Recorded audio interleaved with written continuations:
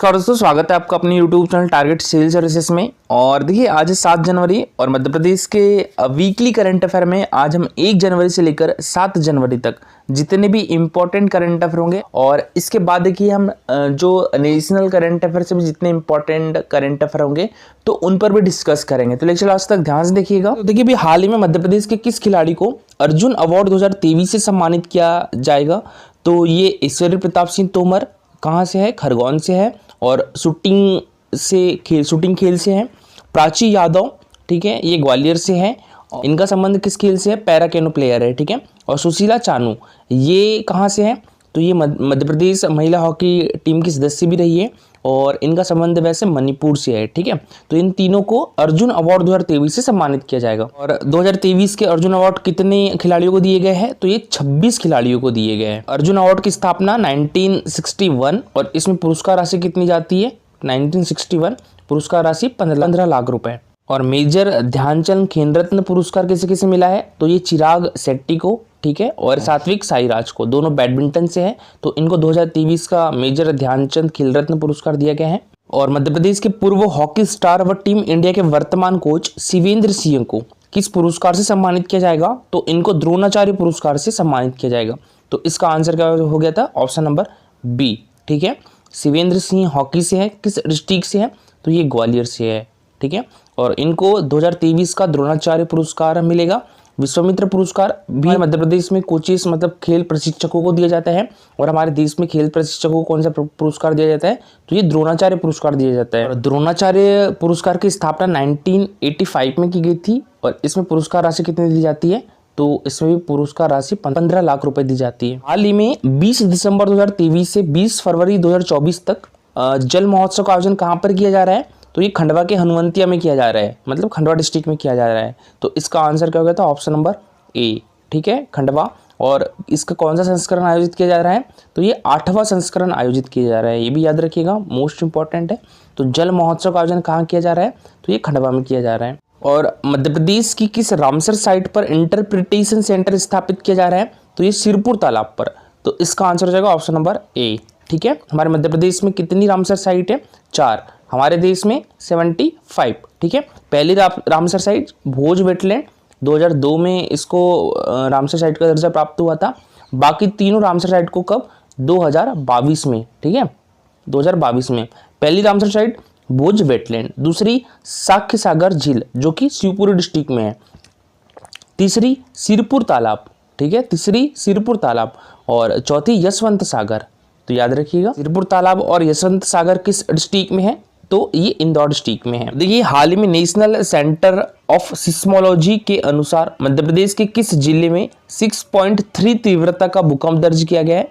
तो ये सिंगरौली डिस्ट्रिक्ट में। तो इसका आंसर हो गया था option number B. Madhya Pradesh के मुख्यमंत्री मोहन यादव ने मध्य प्रदेश में तबला दिवस कब मनाए जाने की घोषणा की है? तो ये 25 दिसंबर को। तो इसका आंसर हो गया था ऑप्शन नंबर बी, ठीक है। और 31 अगस्त को क्या मनाया जाता है हमारे मध्य प्रदेश में? तो ये जनजाति विमुक्ति दिवस मनाया जाता है। और जनजाति गौरव दिवस कब मनाया जाता है? तो ये 15 नवंबर को मनाया जाता है। और लाडली लक्ष्मी उत्सव कब मनाया जाता है? तो ये 2 मई को मनाया जाता है। और मध्य प्रदेश दिवस कब मनाया जाता है? तो ये 1 नवंबर को मनाया जाता है, जिस दिन मध्य प्रदेश की स्थापना हुई थी, ठीक है। कब हुई थी स्थापना? 1 नवंबर 1956 में हुई थी, ठीक है। और हाल ही में किस उच्च न्यायालय में IVSS court room live audio visual streaming system OTT platform का शुभारंभ कहां पर किया गया है? तो यह हमारे मध्य प्रदेश हाई कोर्ट में किया गया है। तो इसका आंसर हो गया था ऑप्शन नंबर सी, ठीक है, मध्य प्रदेश हाई कोर्ट। और इसका शुभारंभ किसके द्वारा किया गया? तो हमारे मध्य प्रदेश के मुख्य न्यायाधीश श्री रवि विजय कुमार मलिमथ जी के द्वारा किया गया है। और हमारा मध्य प्रदेश का हाई कोर्ट कहां पर है? तो ये जबलपुर डिस्ट्रिक्ट में है, ठीक है। हाल ही में 16वें वित्त आयोग का अध्यक्ष किसे नियुक्त किया गया है? तो ये अरविंद पनगड़िया को नियुक्त किया गया है और ये नीति आयोग के पूर्व उपाध्यक्ष भी है। और 16वें वित्त आयोग का सचिव किसे बनाया गया है? तो ये ऋत्विक रंजन पांडे को बनाया गया है। वित्त आयोग के प्रथम अध्यक्ष कौन थे? KC नियोगी जी थे। और 15वें वित्त आयोग के अध्यक्ष कौन थे? नंदकिशोर सिंह जी थे, ठीक है। और वित्त आयोग के अध्यक्षों का कार्यकाल कितने वर्ष का होता है? तो ये 5 वर्ष का होता है, ठीक है।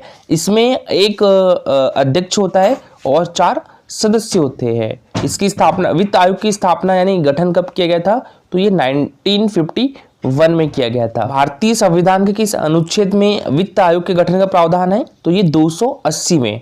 ठीक है, और देखिए इनके अध्यक्षों की नियुक्ति किसके द्वारा की जाती है?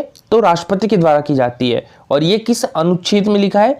280(1) में। देखिए वर्ष 2023 में भारत में बाघों की मृत्यु के मामले में शीर्ष राज्य कौन सा है? तो ये महाराष्ट्र है। ठीक है, तो इसका आंसर क्या गया था? ऑप्शन नंबर बी, महाराष्ट्र जो है वर्ष 2023 में बाघों की मृत्यु के मामले में पहले स्थान पर है। और दूसरे स्थान पर हमारा मध्य प्रदेश है। ठीक है, दूसरे स्थान पर मध्य प्रदेश है। और हमारे मध्य प्रदेश को देखिए टाइगर स्टेट भी कहा जाता है। अच्छा, ये रिपोर्ट जो है वो किसके द्वारा जारी की गई है? तो wild life protection society of India के द्वारा ये रिपोर्ट जारी की गई है। और इसमें बताया गया है कि महाराष्ट्र में 52 बाघों की मृत्यु हुई है और हमारे मध्य प्रदेश में 45 बाघों की मृत्यु हुई है। ठीक है, और देखिए हमारे मध्य प्रदेश को टाइगर स्टेट भी कहा जाता है। हमारे मध्य प्रदेश में टाइगरों की संख्या कितनी है? 785 है ना, 785 हमारे मध्य प्रदेश में टाइगरों की संख्या है। और हमारे देश में कितनी है? तो ये 3167 है। ठीक है, हमारे देश में 3167 है और हमारे मध्य प्रदेश में 785 है। और लेटेस्ट टाइगर रिजर्व कौन सा है हमारे देश का? तो ये वीरांगना दुर्गावती टाइगर रिजर्व है। ठीक है, और वीरांगना दुर्गावती टाइगर रिजर्व किस डिस्ट्रिक्ट में है? तो ये दमोह डिस्ट्रिक्ट में है। बीसीसीआई अखिल भारतीय महिला अंडर 23 ट्रॉफी T20 टूर्नामेंट 2023 का खिताब किसने जीता है? तो ये हमारे मध्य प्रदेश ने जीता है। किसको हराकर? दिल्ली को हराकर। और इसमें कैप्टन कौन थी? सौम्या तिवारी थी। सौम्या तिवारी को एकलव्य पुरस्कार 2022 से भी सम्मानित किया गया है। और देखिए रणजी ट्रॉफी 2022 किसके द्वारा जीती गई थी? तो ये भी हमारे मध्य प्रदेश के द्वारा जीती गई थी। किसको हराकर? मुंबई को हराकर। ठीक है, मुंबई को हराकर रणजी ट्रॉफी 2022 जीती गई थी। इसमें आदित्य श्रीवास्तव हमारे मध्य प्रदेश क्रिकेट टीम के कैप्टन थे। चंद्रकांत पंडित जी जो थे वो हमारे मध्य प्रदेश क्रिकेट टीम के कोच थे। हाल ही में central industrial security force CISF की महानिदेशक नियुक्त होने वाली भारत की प्रथम महिला कौन बन गई है? तो ये नीना सिंह बन गई है। तो इसका आंसर हो जाएगा ऑप्शन नंबर बी। देखिए भारतीय मौसम विज्ञान विभाग की प्रारंभिक रिपोर्ट के अनुसार वर्ष 2023 के दौरान मौसम की चरम घटनाओं के कारण सबसे अधिक मौतें किस राज्य में हुई है? तो ये हमारे मध्य प्रदेश में हुई हैं। ठीक है, तो इसका आंसर हो गया था ऑप्शन नंबर ए। भारतीय मौसम विज्ञान विभाग की प्रारंभिक रिपोर्ट के अनुसार 2023 के दौरान मौसम की चरम घटनाओं के कारण हमारे मध्य प्रदेश में सबसे ज़्यादा मौतें हुई है। भारतीय मौसम विज्ञान विभाग की स्थापना कब की गई थी? तो ये 1875 में की गई थी। ठीक है, ये याद रखिएगा। भारतीय मौसम विज्ञान विभाग की स्थापना कब की गई थी? 1875 में की गई थी। Inter operable criminal justice system यानी ICJS के उपयोग में शीर्ष राज्य कौन सा है? तो ये उत्तर प्रदेश है। सेकंड नंबर पे हमारा मध्य प्रदेश है। ठीक है, और थर्ड नंबर पे बिहार है। फर्स्ट पे उत्तर प्रदेश, सेकंड पे मध्य प्रदेश और थर्ड पे बिहार। जो inter operable criminal justice system है ये सुप्रीम कोर्ट के निर्देश के अनुसार बनाया गया है। और इसका जो क्रियान्वयन है वो केंद्रीय गृह मंत्रालय के द्वारा किया जाता है। हमारे देश के केंद्रीय गृह मंत्री कौन है? तो ये अमित शाह जी है।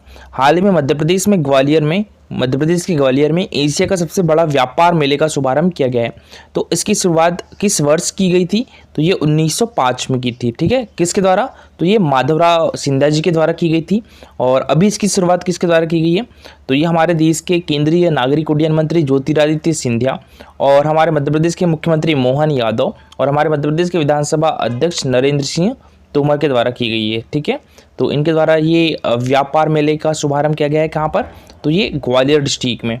और साइबर तहसील लागू करने वाला देश का पहला राज्य कौन सा होगा? तो ये हमारा मध्य प्रदेश होगा। और मध्य प्रदेश के मुख्यमंत्री मोहन यादव ने किस शहर में मध्य प्रदेश औद्योगिक विकास निगम लिमिटेड का सेंटर स्थापित करने की घोषणा की है? तो ये उज्जैन में। ठीक है, तो इसका आंसर हो गया था ऑप्शन नंबर बी। और यहाँ आप देख सकते हो मध्य प्रदेश औद्योगिक विकास केंद्र का मुख्यालय कहाँ पर है? तो ये भोपाल में है। इसकी स्थापना 13 सितंबर 1965 में हुई थी। मध्य प्रदेश उद्योग निगम की स्थापना 1969 में हुई थी। ठीक है, और मध्य प्रदेश वित्त निगम की स्थापना 1955 में हुई थी। और मध्य प्रदेश लघु उद्योग निगम की स्थापना 1961 में हुई थी। ठीक है, लघु यानी छोटा, तो इसकी स्थापना पहले हो जाएगी। इसके बाद मध्य प्रदेश औद्योगिक विकास केंद्र की स्थापना होगी 1965 में। और मध्य प्रदेश उद्योग निगम की स्थापना कब होगी? तो ये 69 में होगी। और देखिए अभी हाल ही में केंद्रीय स्वास्थ्य मंत्री मनसुख मंडाविया ने मेडटेक मित्र पहल की शुरुआत कब की है, तो ये 25 दिसंबर 2023 से की है। ठीक है, और आप सभी को पता है कि 25 दिसंबर को क्या मनाया जाता है, तो ये सुशासन दिवस भी मनाया जाता है। अच्छा, 23 सितंबर 2018 को कौन से योजना की शुरुआत हुई थी, तो ये आयुष्मान भारत योजना की शुरुआत हुई थी। ठीक है, आयुष्मान भारत योजना की शुरुआत कब हुई थी, तो ये 23 सितंबर 2018 को हुई थी। और मिशन इंद्रधनुष जो कि टीकाकरण से संबंधित है, तो इसकी शुरुआत 25 दिसंबर 2014 को की गई थी। और राष्ट्रीय बाल स्वच्छता मिशन की शुरुआत कब की गई थी, तो ये 14 नवंबर 2014 को की गई थी। नेक्स्ट क्वेश्चन है हमारा, 1 जनवरी 2024 को इसरो के द्वारा किस प्रक्षेपण यान से एक्सपोसैट को प्रक्षेपित किया गया है, तो ये PSLV C58 से। ठीक है, तो इसका आंसर हो गया था ऑप्शन नंबर डी।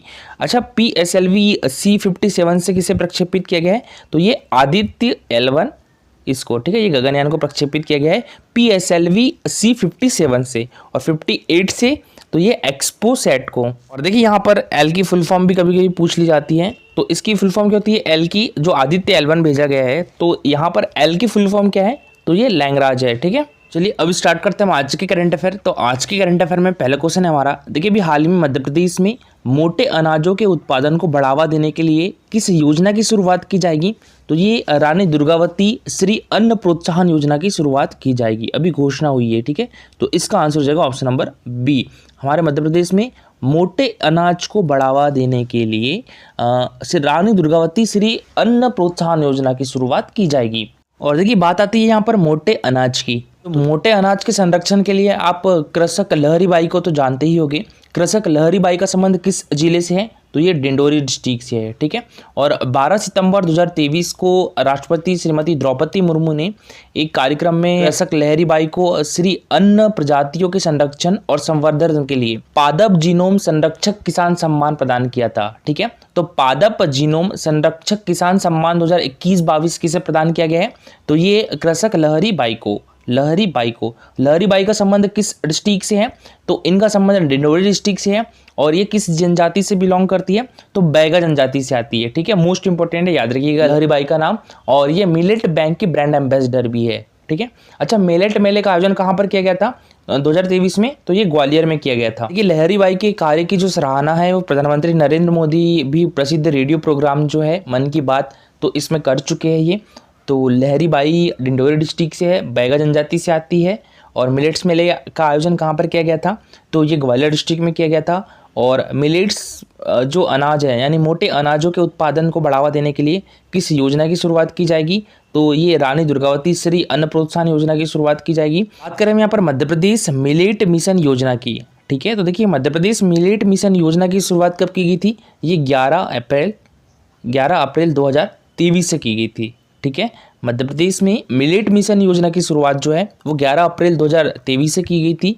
और इसका उद्देश्य क्या है, तो किसानों को मोटे अनाजों की बुआई के लिए प्रोत्साहन करना। तो देखिए जो मध्य प्रदेश मिलेट्स मिशन योजना है, तो इसका जो उद्देश्य है वो किसानों को मोटे अनाजों की बुआई के लिए प्रोत्साहन करना है।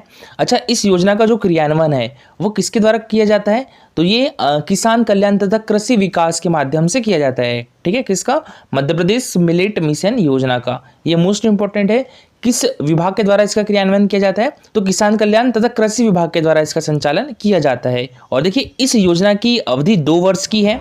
ठीक है, मध्य प्रदेश मिलेट मिशन योजना की अवधि 2 वर्ष की है, याद रखिएगा। कब से कब तक, 2023 से लेकर 2025 तक होंगी। और देखिए जो मुख्यमंत्री कृषक मित्र योजना है इसकी भी कार्यावधि 2 वर्ष की होगी। ठीक है, इसकी शुरुआत कब की गई थी, तो ये 21 सितंबर, ठीक है, 21 सितंबर 2023 में की गई थी, याद रखिएगा। मुख्यमंत्री कृषक मित्र योजना की शुरुआत कब की गई थी, 21 सितंबर 2023 में की गई थी। संपूर्ण मध्य प्रदेश में तीनों विद्युत वितरण कंपनियों द्वारा अपने अपने क्षेत्र में लागू किया जाएगा। ठीक है, मुख्यमंत्री कृषक मित्र योजना को मध्य प्रदेश में कितनी विद्युत वितरण कंपनियां हैं, 3 विद्युत वितरण कंपनियां, एक तो पूर्व क्षेत्र, मध्य क्षेत्र और पश्चिम क्षेत्र। ठीक है, तो इन तीनों विद्युत वितरण कंपनियों के द्वारा इस योजना को लागू किया जाएगा। और इस योजना के अंतर्गत देखिए केवल ऐसे कृषकों को पात्र माना जाएगा जो 3 हॉर्स पावर, ठीक है, 3 हॉर्स पावर या उससे अधिक क्षमता के स्थायी पंप कनेक्शन लेना चाहते हैं।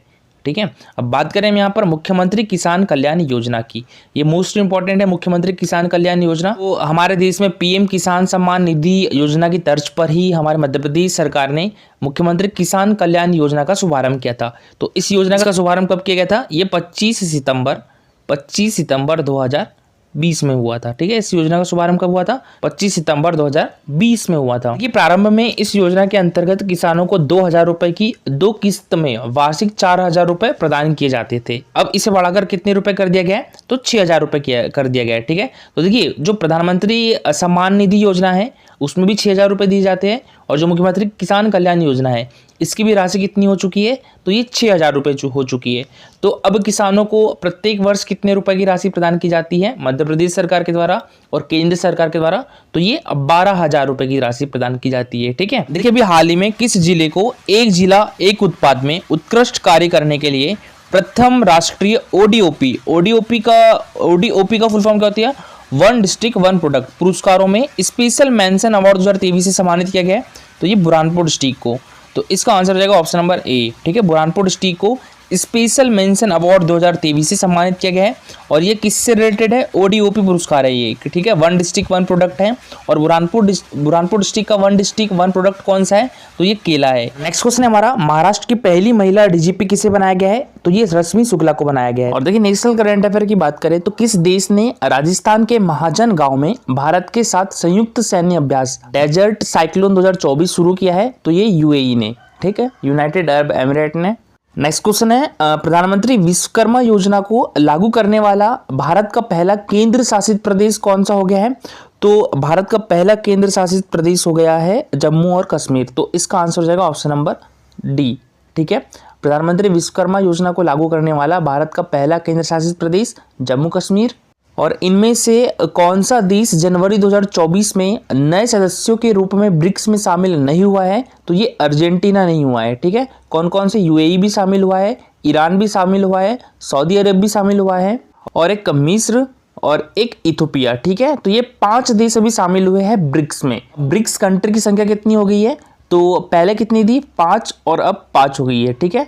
तो ये 10 हो गई है ब्रिक्स, BRICS, ठीक है। बी से ब्राजील, आर से रसिया, आई से इंडिया, सी से चाइना, और एस से साउथ अफ्रीका। साउथ अफ्रीका कब शामिल हुआ था? तो ये 2010 में शामिल हुआ था। और आरबीआई द्वारा बैंकों को खातों और जमाओं को निष्क्रिय खातों और लावारिस जमाओं के रूप में वर्गीकृत करने के लिए जारी संशोधित निर्देश इस साल कब से लागू होंगे?